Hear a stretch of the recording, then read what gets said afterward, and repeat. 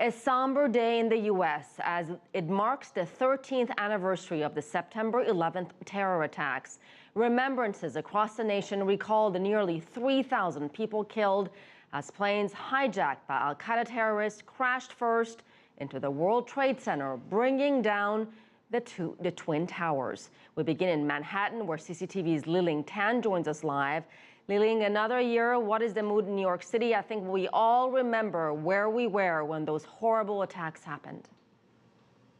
Absolutely, RCA, and it's a cool late summer day here, just as it was 13 years ago when at 8:46 a.m. in the morning, the first of those two hijacked planes hit the North Tower at the World Trade Center.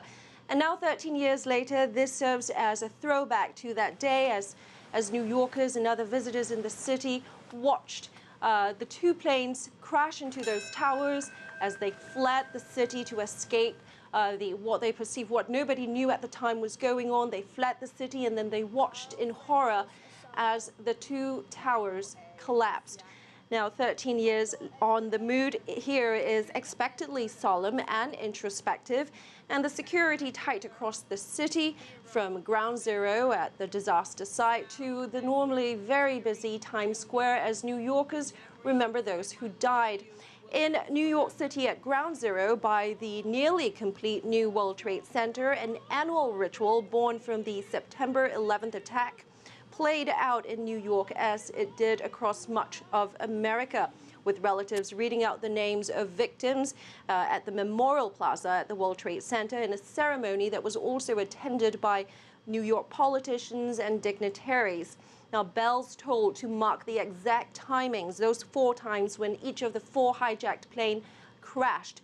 2 of them, of course, here in New York City, 1 at the Pentagon, and the 4th in Pennsylvania.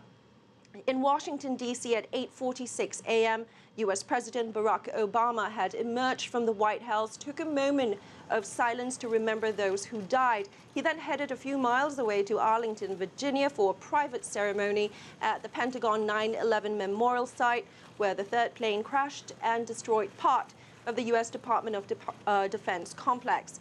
Now, he delivered an address there, speaking to Americans, saying, "As Americans, we draw strength from you, for your love is the ultimate rebuke to the hatred of those who attacked us that bright blue morning. They sought to do more than bring down buildings or murder our people.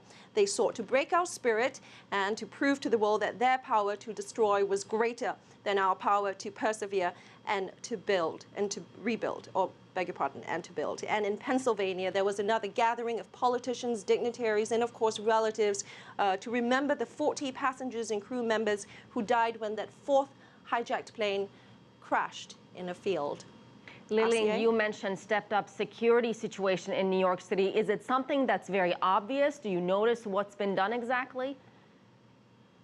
Yes, in New York City, there are always policemen around, but as it is every year on this anniversary, you see heightened security, and that is no different on this day. There are a lot more officers out and about in crowded areas. I mentioned at Ground Zero, of course, but also in Times Square, which has been a target as well in the past.